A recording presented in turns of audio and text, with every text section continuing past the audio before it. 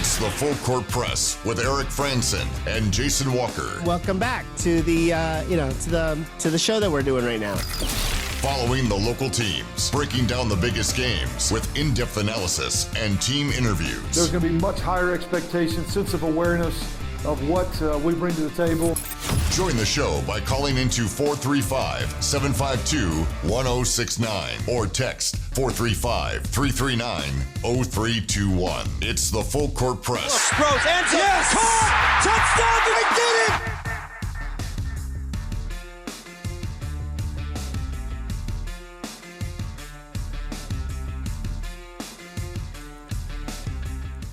Good afternoon, everybody. Welcome up onto another edition of the Full Court Press. Eric Frandsen with you. Jason Walker currently hanging out in Utah County, and he's calling the ball game right now for the Logan High Grizzlies. We'll do a look in here in just a moment because there's the final minutes of that game going on right now. Very close one between Logan and Cottonwood. Got two games already decided earlier today in the 4A boys basketball quarterfinals.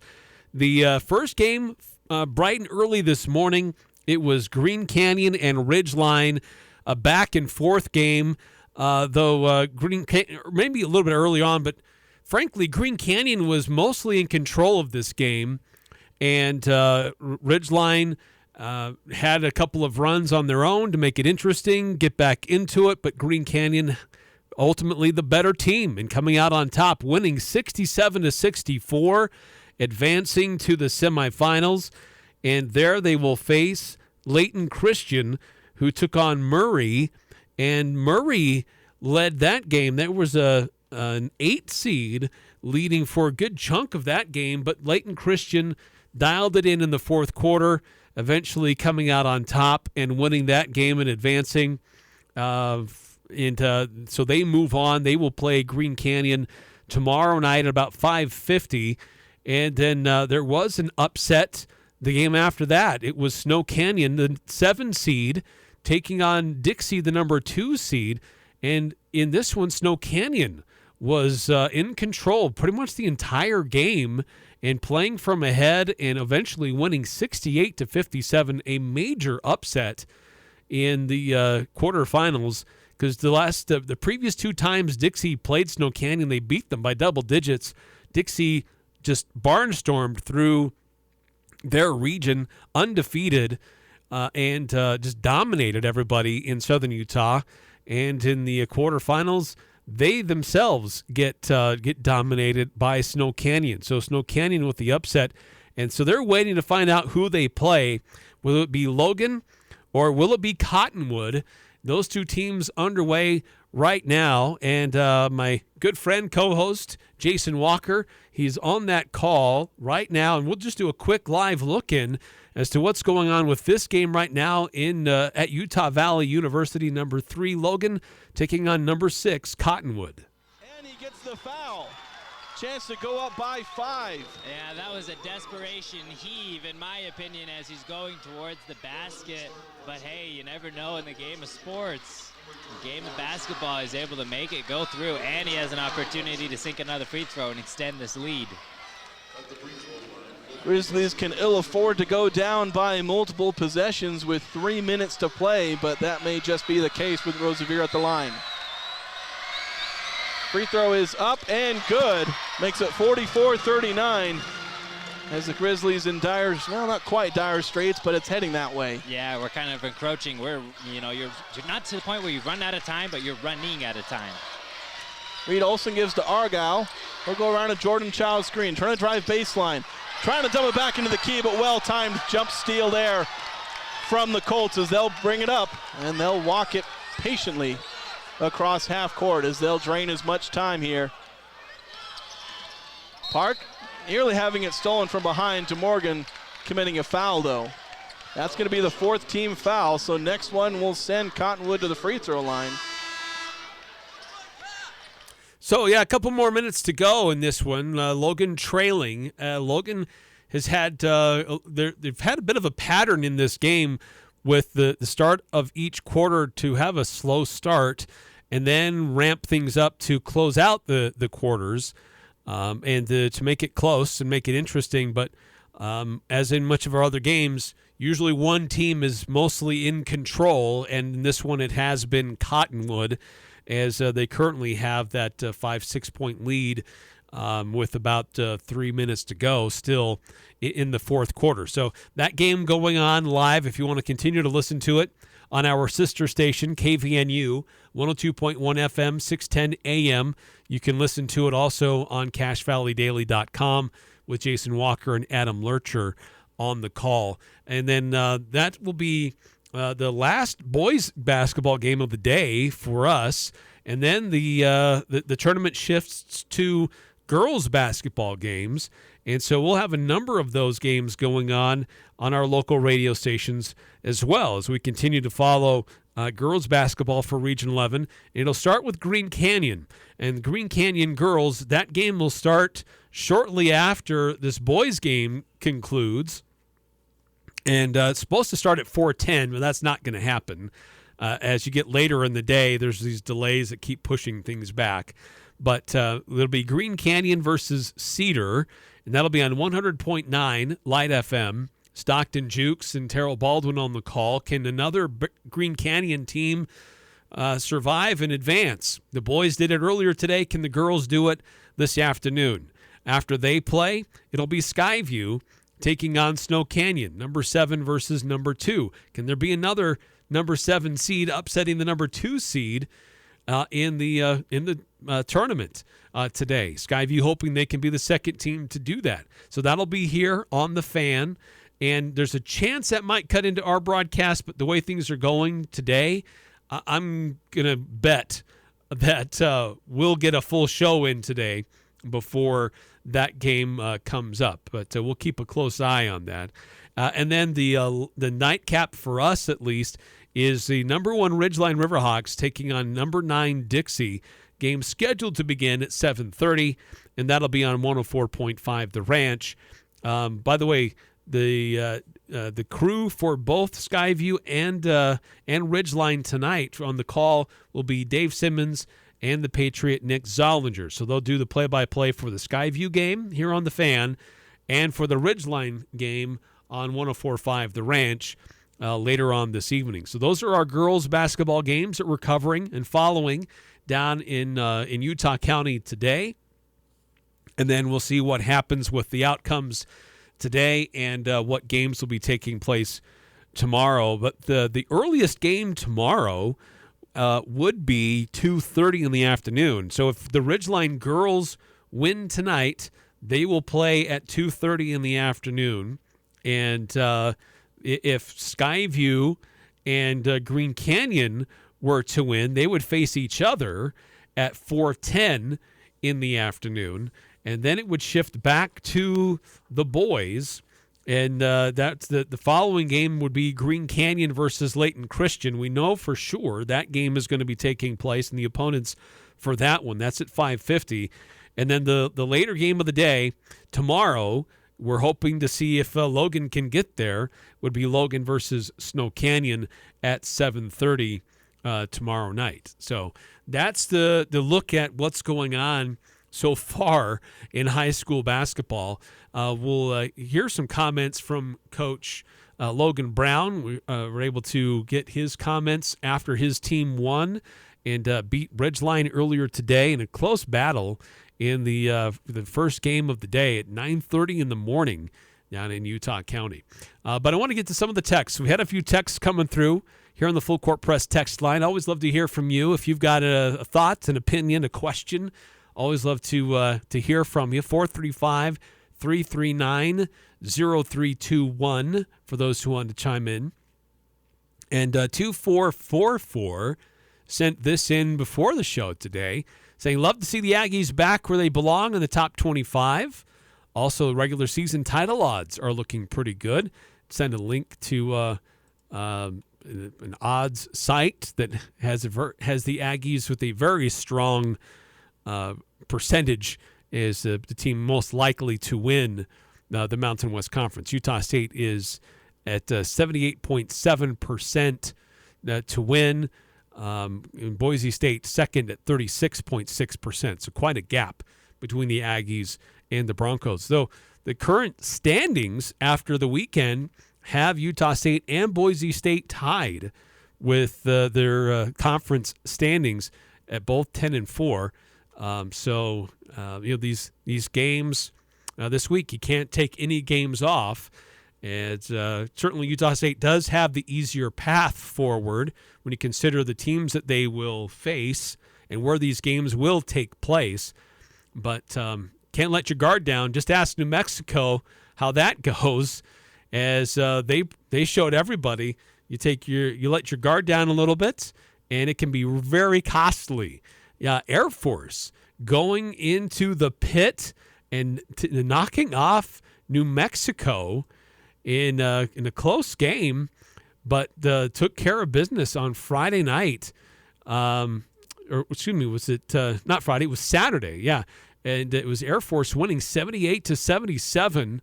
Petrides hit a 3-pointer late. There was still time on the clock for New Mexico to counter and to win the game, but they just couldn't get it in. And Air Force winning at New Mexico with a big upset. Air Force just getting their second win in conference play over the weekend.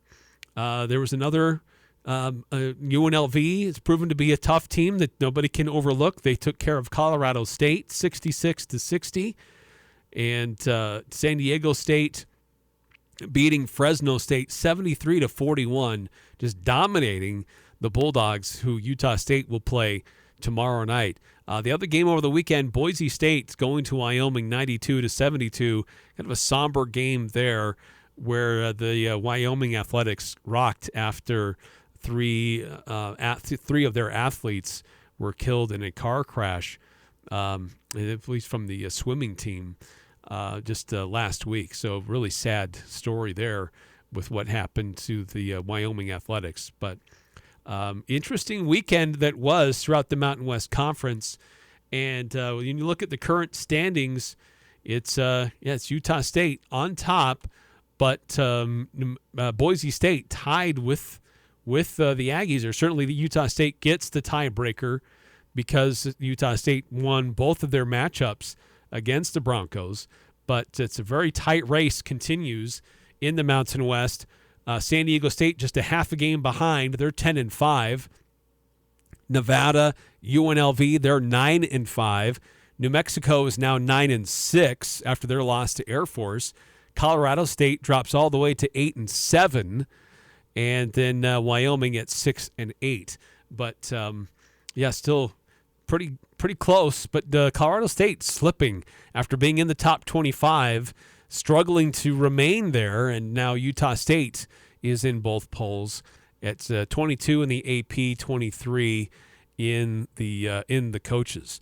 Let's do this before we take another timeout. We'll do another live look-in as to what's going on between Logan and Cottonwood. We're in the closing minutes of this game in the 4A boys basketball quarterfinals down at Utah Valley University.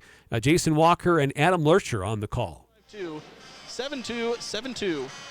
That's 752-72-72. Advanced heating and air conditioning.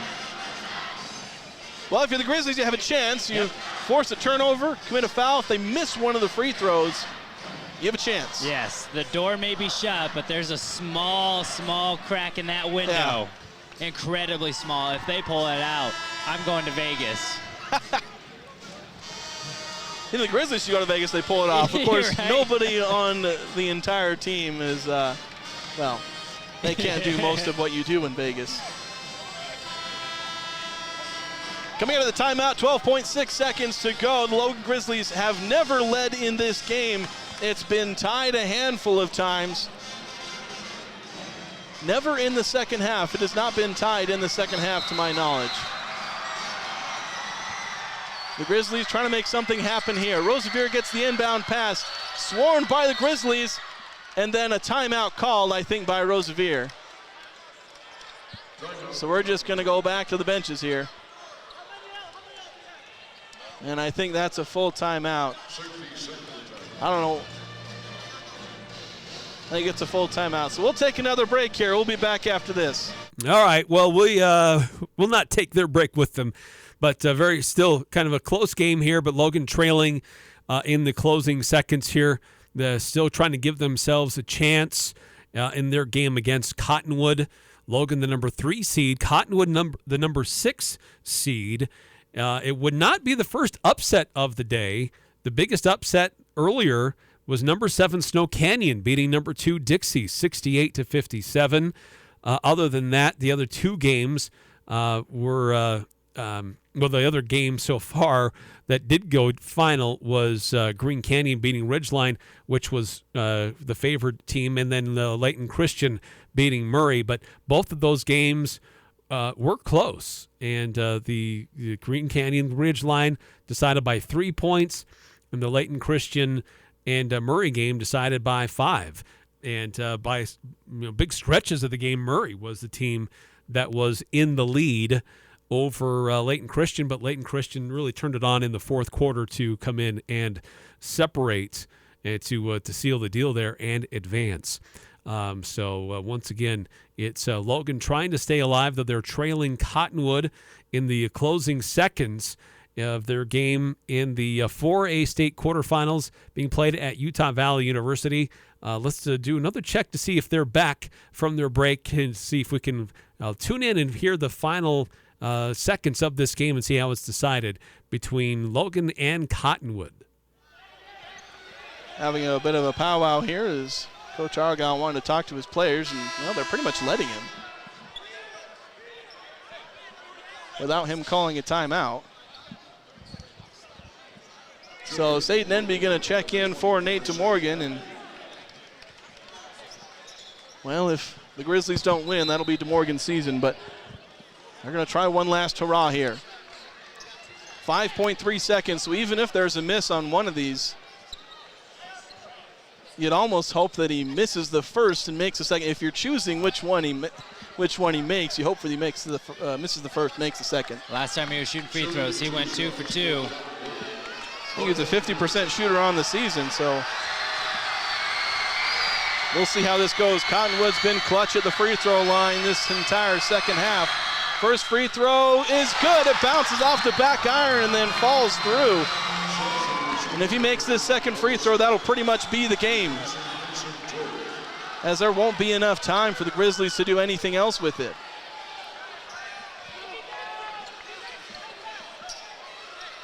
Cottonwood saying if he makes it, don't foul and just let him shoot.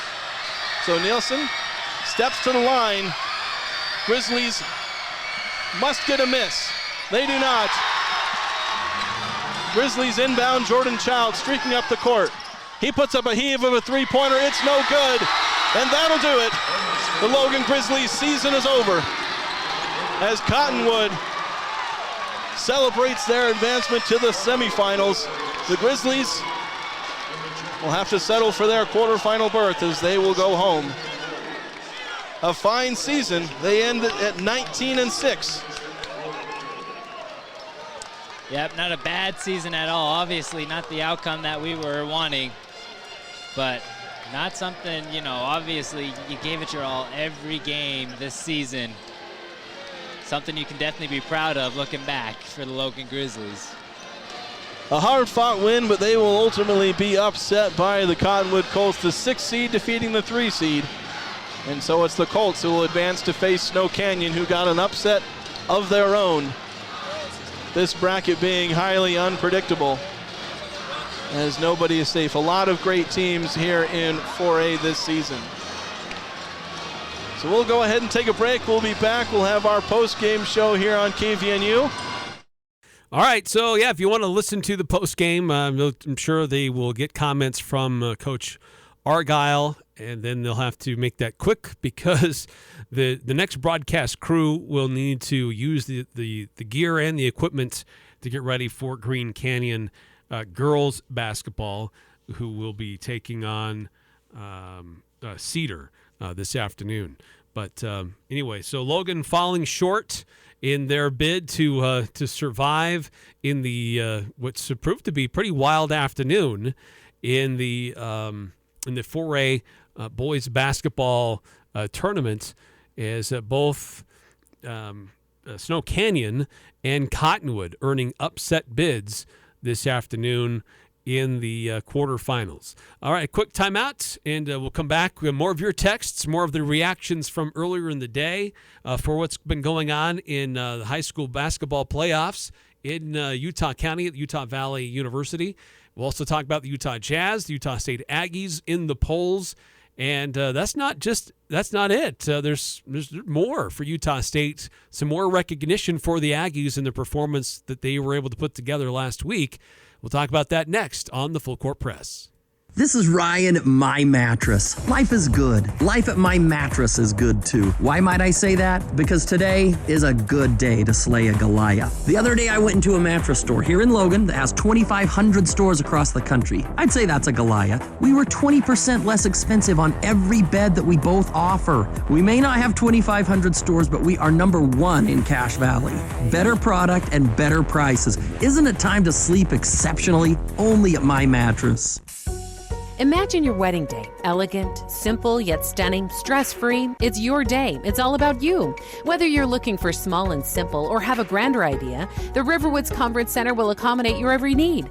Choose the inside ballroom elegance or outside along the natural decor of the beautiful Logan River. A Riverwoods event planner will work personally with you to make sure your event is exactly how you've envisioned it. The Riverwoods Conference Center, where your happily ever after begins.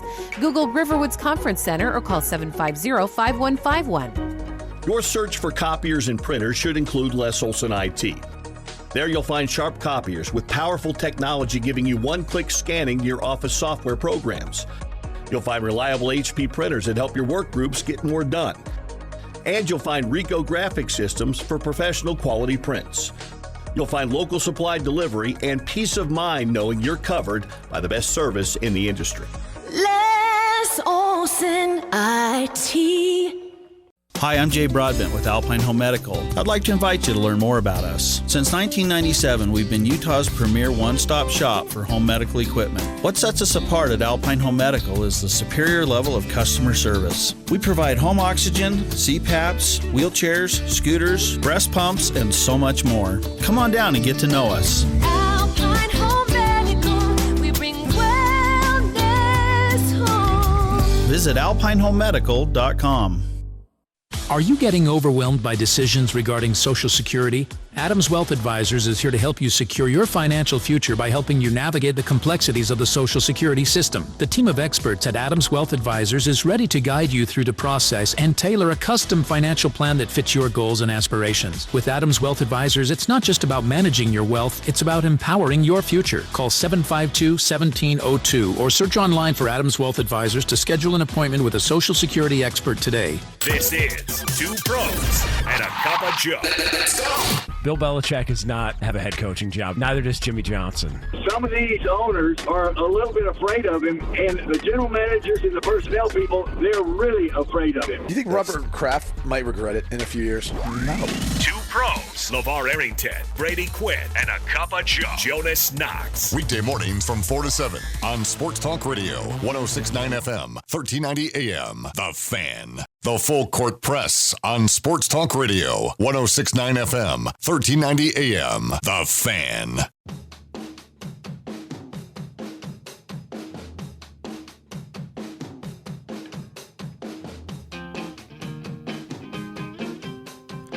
Welcome back to the Full Court Press.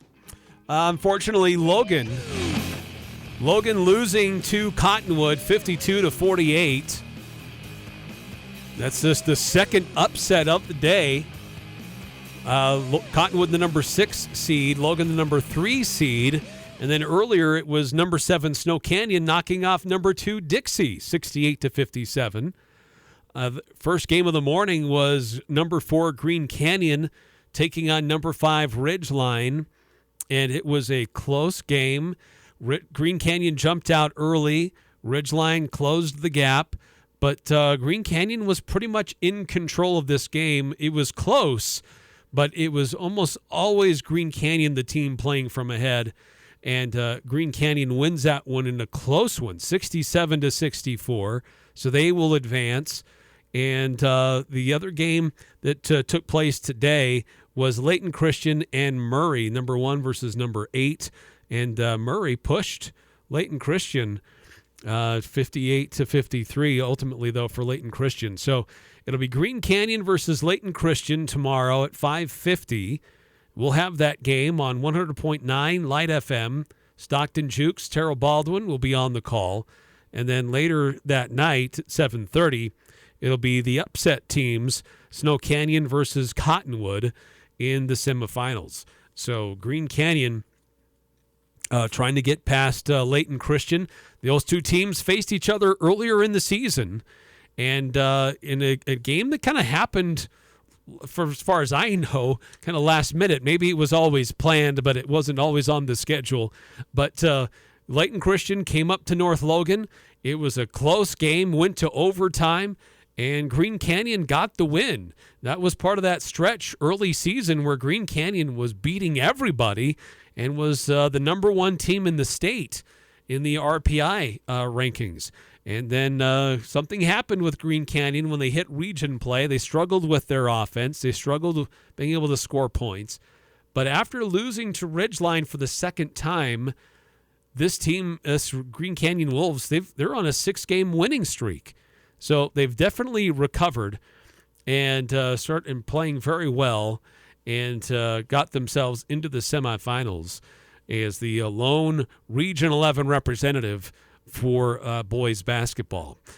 So now we wait to see what will happen with girls. How many of the girls' teams will advance as the Green Canyon girls' team is getting ready to begin, as they're going to be taking on Cedar, number 6 versus number 3. Green Canyon is the number 6 seeded team taking on Cedar, who's number 3.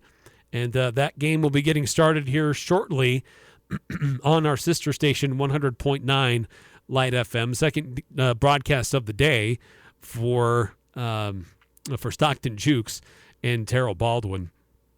And then a little bit later on, after that game concludes, it's Skyview girls taking on Snow Canyon here on the Fan. That's probably going to be closer to 6 o'clock when that game gets going.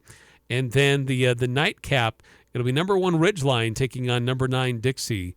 That game is scheduled for 7:30, but it'll probably be closer to 7:45 before that really gets going for girls basketball. So we'll see what happens with the girls' games today. Boys' games are now done. You can put a wrap on it. And unfortunately, a couple of Region 11 teams coming home sad, and their seasons are done. But Green Canyon is still alive and trying to advance and go a little bit deeper into these playoffs. Getting back to the Full Court Press text line, 8968 texting in. I would guess storming the floor after the Aggies take down New Mexico and winning the conference title might be a big no-no. Yeah, I would say that would be a big no-no. Not necessary. The Aggies would be the favored team and shouldn't be storming the court if you're the favored team. Utah, I know that's the big topic of the weekend, is storming the court.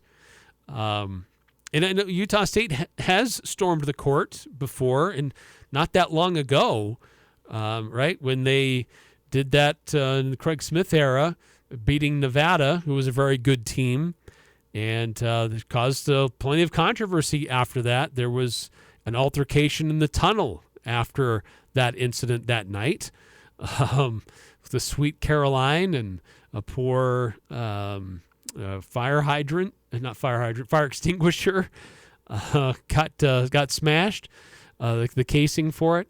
But yeah, I think there's a lot that's being made about court storming this weekend after a Duke player got hurt.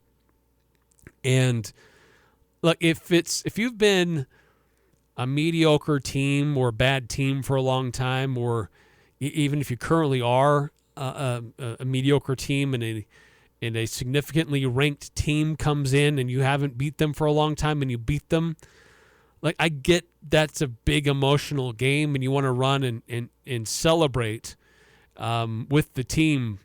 And I'm not anti-court storming or field storming, but it does pose a lot of significant risk and danger to players and even to staff, because fans are pouring out of the stands with reckless abandon, and they want to get out there and scream and celebrate. So I think that there is a place for it, and I don't know how you manage it to get the players and the opposing team off the court first. If you're the security personnel, you make sure that they're off the court safely, and then you release the tide. I don't know. And I don't know if you can do that and if you can honestly manage that in a significant way. But it does seem to be kind of a normal way of doing sports and celebrating big moments. So I don't know. I'm kind of torn on it. But, sometimes we've seen fans storm the field or storm the courts, and bad things happen. But we've also seen it's just an awesome celebration and just a pure illustration of joy and excitement, which makes college so fun and unique. You don't see it anywhere else, really, at any other level. Maybe after a high school championship, you might see that at a neutral site, but you don't see it professionally anywhere. It is something that is kind of unique to college sports. So what are your thoughts? I mean, you've heard it debated all weekend and certainly on this station throughout the day today. Should court storming or field storming be banned? I know there's some conferences that are upping their fines if you storm the field or storm the court in their conference. If you're part of the conference and your fan base does it, there's a significant fine that you have to pay. So there's a penalty. So there's an incentive, a financial incentive to make sure you've got the security protocols in place to prevent people from pouring out onto the court. I mean, to some degree, you need to act like you've been there and it's expected. Storming the court is something that's it has to be something very unique, very significant. Like I said, if you've struggled against a specific team for a long time, they're ranked or they're the top team in the conference, and you suddenly finally beat them, then that changes the balance of power or the standings in your conference, in your league. Then I think there's some justification for it. But by and large, you should act like, okay, yeah, we should be beating teams like this. It shouldn't be all that unique of a situation for us to get out onto the floor like that.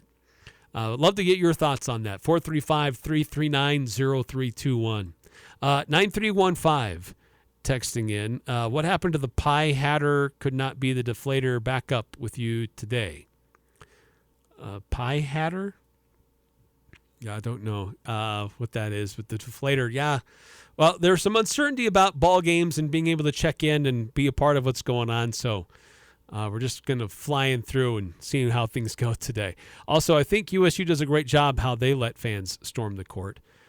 Some courts, it's like, how do you prevent them? Their seats are right there, or it's so easy for the fans to get onto the court.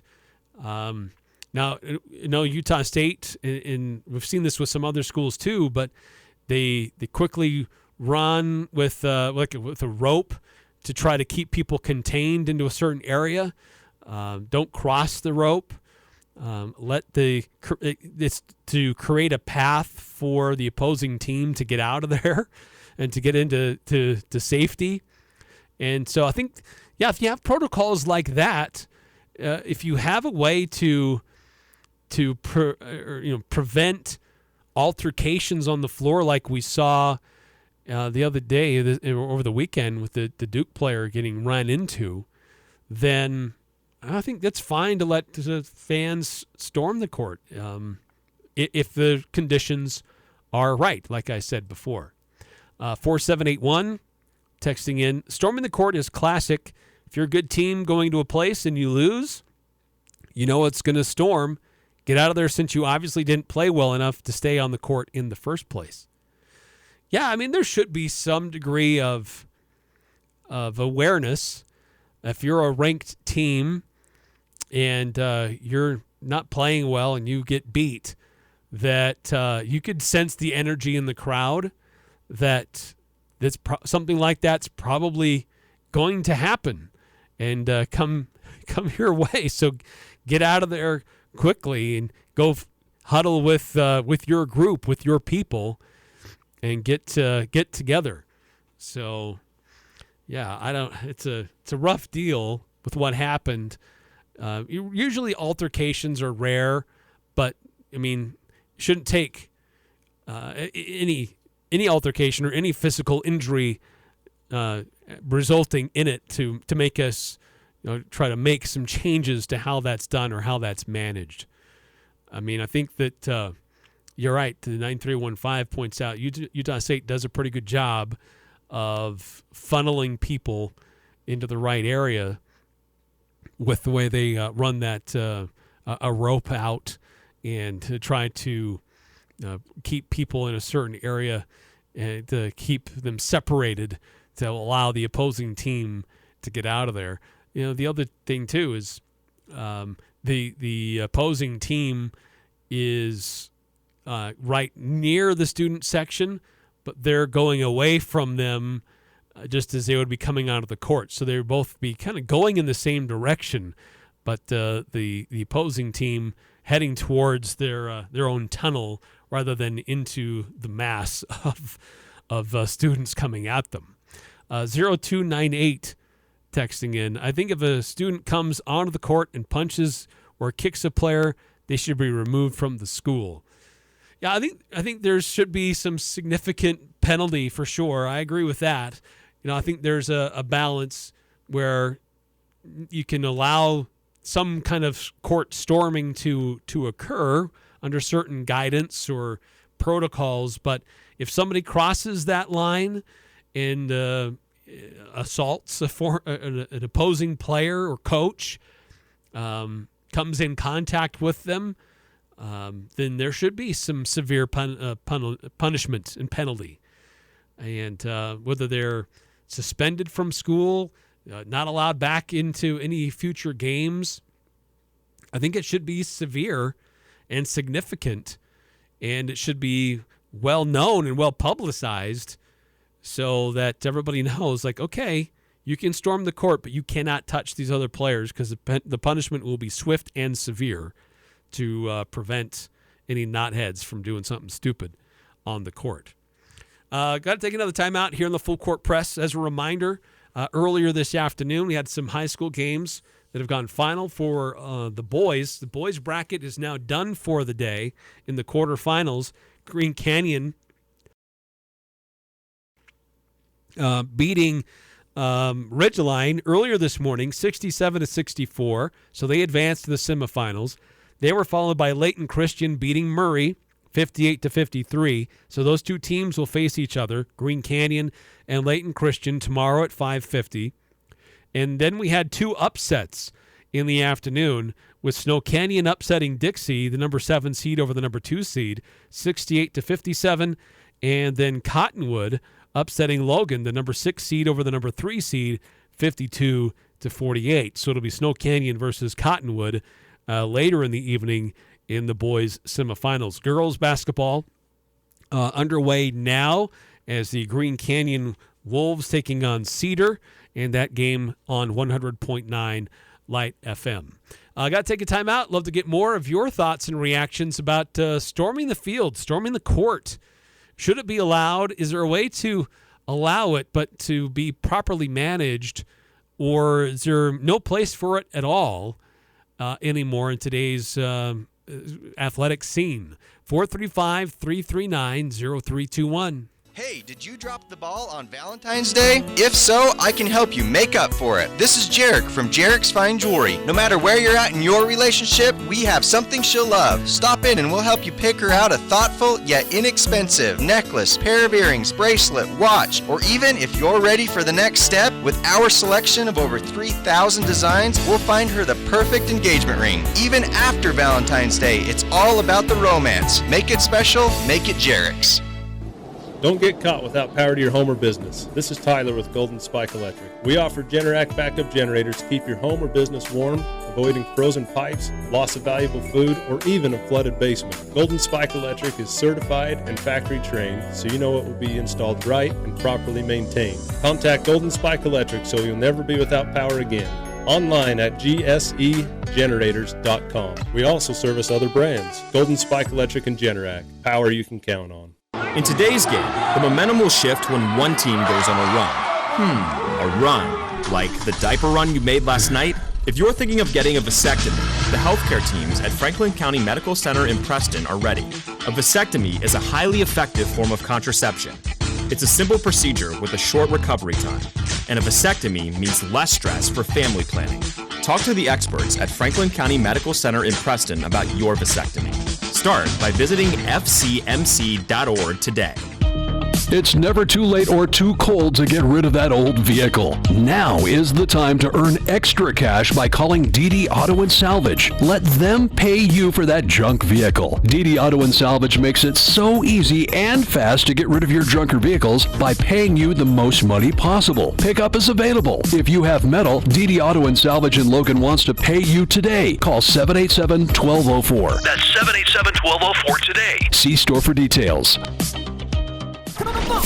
This is The Odd Couple with Chris Broussard and Rob Parker. LeBron's run with the Lakers, I would call spotty, with the injuries, with some years not making the playoffs. No, I said that. I said spotty. I didn't say a total bust. But they did get the bubble championship. But there have been other bumps in the road. You mean a championship? I just said it was in the bubble. With Chris Broussard and Rob Parker. Weeknights from 6 to 8 on Sports Talk Radio, 106.9 FM, 1390 AM. The Fan. The Aggies, the Jazz, the high schools, the full court press on Sports Talk Radio, 106.9 FM, 1390 AM. The Fan.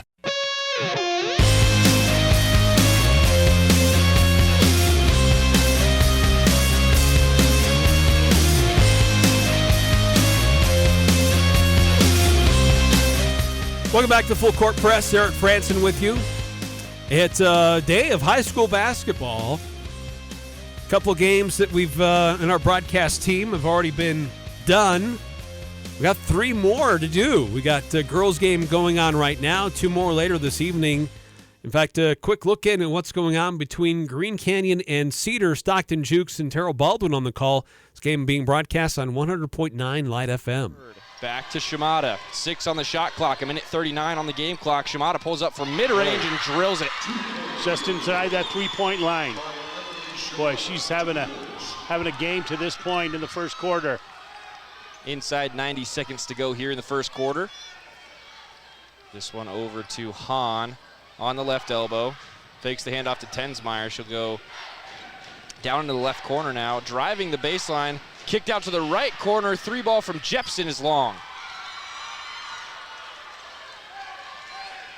Red's going to slow it down. 1:05 on the first quarter clock. They'll start to play with 26 on the shot clock. Up top for Nielsen. Nielsen dishes down low to Hansen. Nice turnaround finish there by Kiara Hansen. Their bigs are doing a nice job of sealing, getting their defender on their backside and then turning and scoring at the rim. High-low entries mostly coming from Cedar. Tensmeyer fakes right, moves left. Now goes back to the right. What nice a drive move from Chloe Tensmeyer. 17-9 now your score after the Reds go on a bit of a run. Green Canyon pulls one back. Shot clock is off now with 22 to go in the first quarter.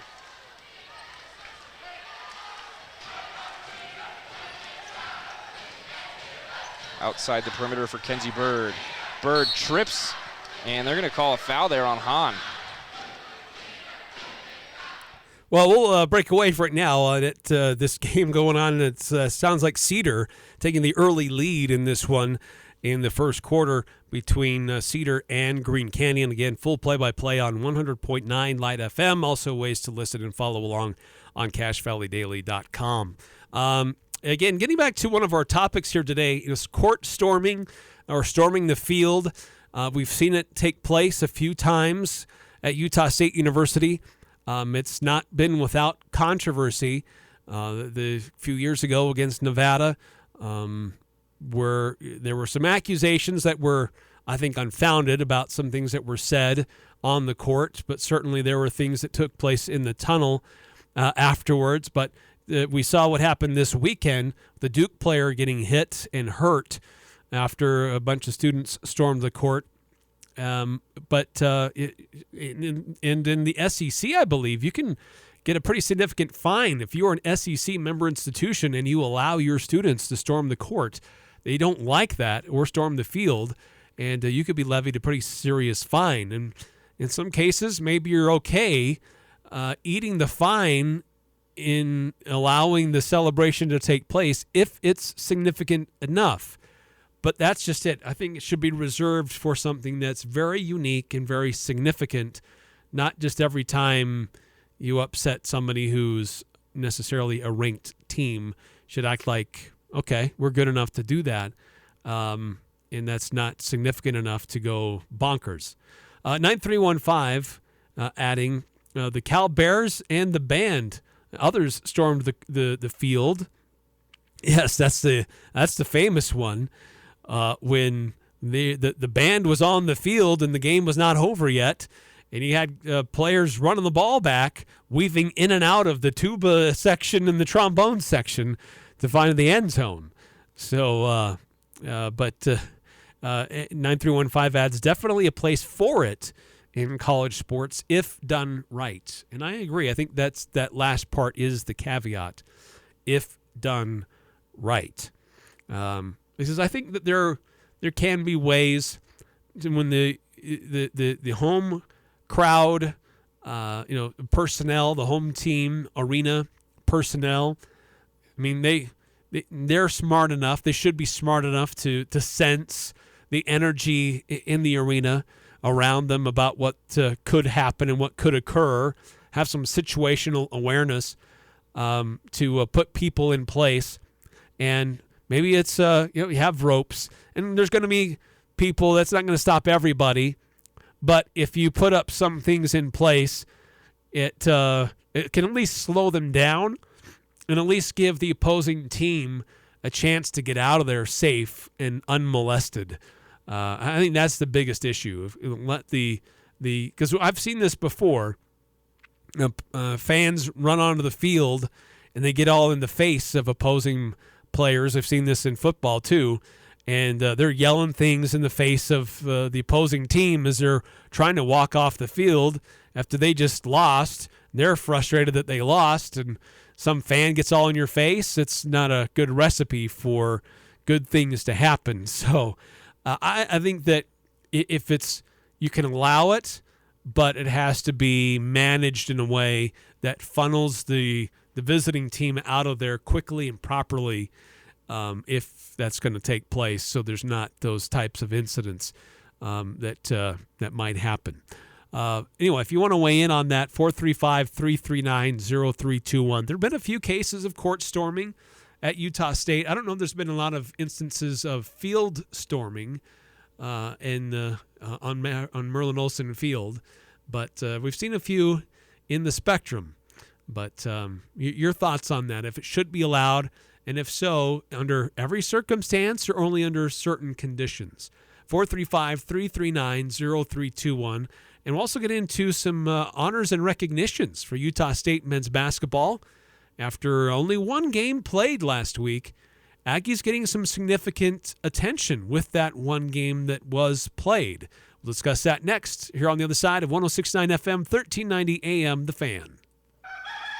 Do you like to gamble on your appliance? You don't have to. This is Jay at Daryl's Appliance. Only at Daryl's can you apply up to 100% of the diagnostic charge towards the purchase of a new or scratch and dent appliance. Plus, get Daryl's exclusive 2-year warranty on your scratch and dent purchase and Daryl's legendary service. Remember, we always service what we sell. Experience the Daryl's difference. See store for details. Daryl's Appliance, west on Airport Road. See Daryl's Appliance in beautiful downtown Benson.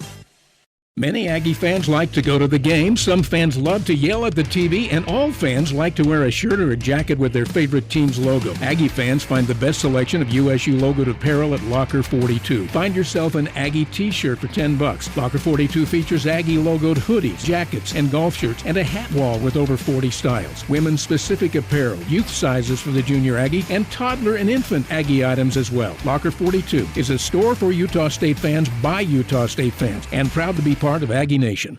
This is Nate Lamson with Valley Office Systems, your home team when local matters. Valley Office Systems is your local provider for all things office, copiers, printers, furniture, and document management. Proudly serving Cache Valley since 2007. Visit valleyofficesystems.com. Do you have a fireplace or stove that isn't working right? Don't wait until winter to get it fixed. Get ahead of the game and get your fireplace or stove serviced now by the best of Northern Utah winter, Advanced Fireplace and Stove. They service everything from QuadraFire pellet stoves to heat and glow fireplaces. Get a 20% discount on your next service and labor when you mention this ad. Call 752-7272 or go to advancedfireplaceandstove.com. Advanced Fireplace and Stove, where comfort is their business. CacheValleyDaily.com, your go-to source for all things local. Get plugged into the pulse of your community with our comprehensive local news coverage. From city council decisions to feature stories highlighting people in your own neighborhood, we've got you covered. But that's not all. Catch the adrenaline of live, local sports and the latest news involving the Utah State Aggies. Don't miss out on crucial information that affects you and your loved ones on CacheValleyDaily.com. Stay informed, engaged, and empowered. Because staying local means staying connected. Following the local teams, it's the Full Court Press with Eric Frandsen and Jason Walker.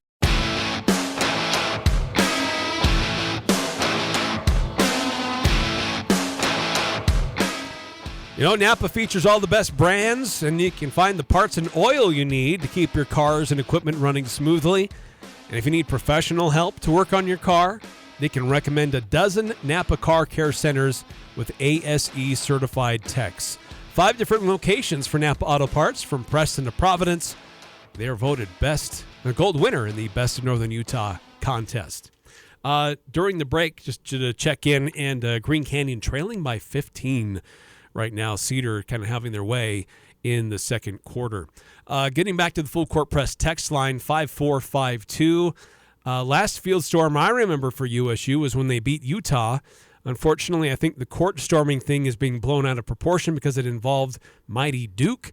Never mind the video that shows Filipowski tripping a fan and attempting to two-arm shove them.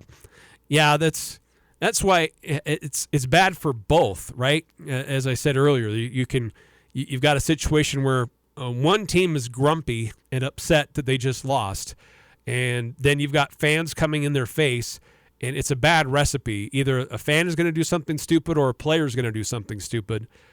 And so I think you have to keep them separated.